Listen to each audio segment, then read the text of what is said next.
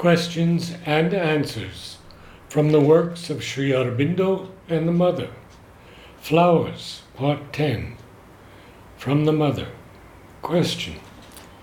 Sweet Mother, what should we do with the flowers which you give us every day? Mother. Flowers? You ought to keep them as long as they are fresh.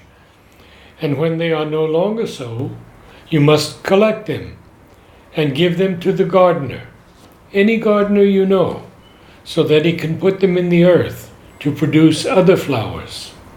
Yes, one must give back to the earth what it has given us, for otherwise it will become poor.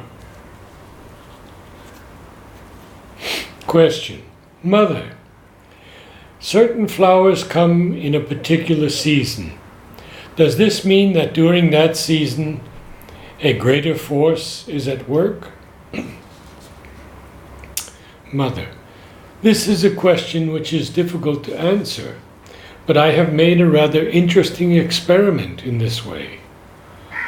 I don't know if you remember, if you were there, if you remember the time when flowers used to be counted. You see, it was a kind of agreement between me and nature. To each of these flowers, I had given a particular value, not only its significance, but its value.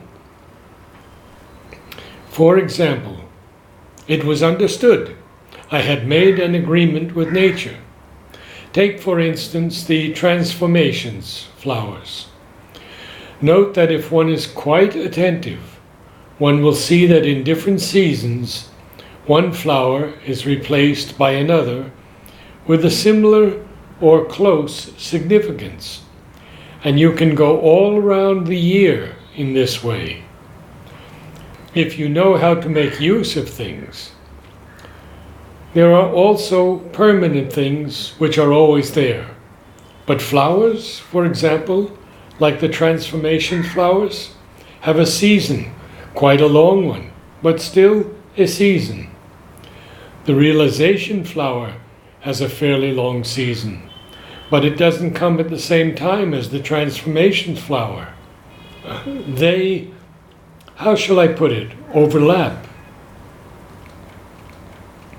One begins before the other finishes, but the seasons when they come abundantly are not the same, and all flowers are like that.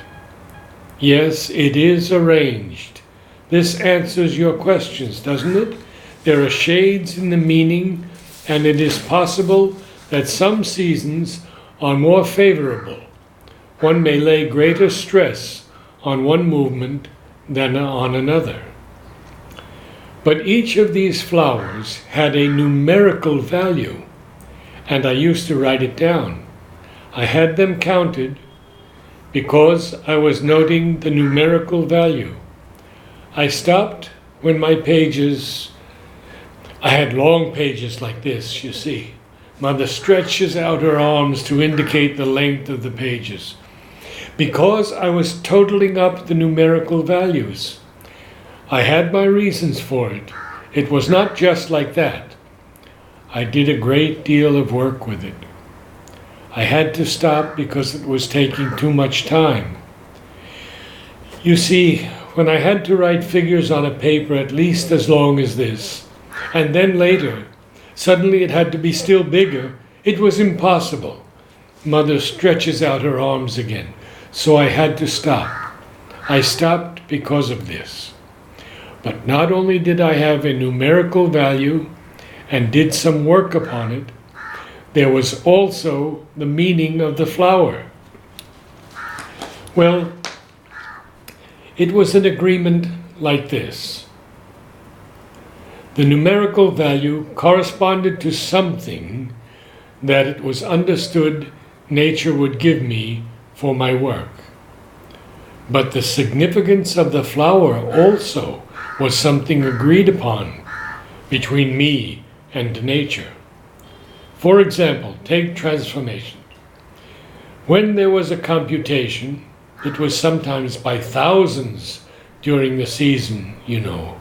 Well, it represented It was an understanding with nature that the same number of men would be transformed. And it was even much better than this. It was that when I gave somebody 1, 2, 3, 4, 5 flowers, I gave him at the same time the power to transform as many elements within him.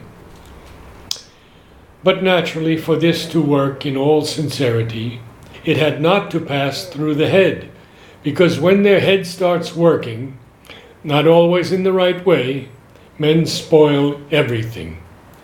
That is why I never used to say anything about this. It was the same thing for all flowers. Aspiration, for example.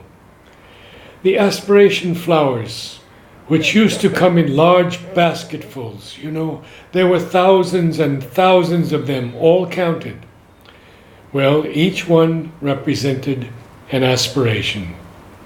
And even now, sometimes when I have flowers like prayer, I have at times told you when I distribute prayer flowers, it is a prayer. Be careful. This prayer is granted. I did that, you remember, don't you?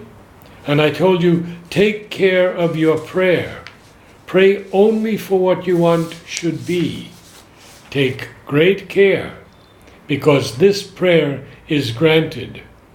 I give you the flower, but at the same time, the possibility of the prayer you will make. Well, it will be granted. It was very interesting in the sense that I always used to tell nature, if you don't want me to have these things, you need not give them to me. There were fluctuations. There were times when things came in abundance, when I insisted. There were times when they stopped abruptly. Why? One couldn't tell. One did not understand. She did not agree to give us. Other things, on the contrary, she gave in great abundance.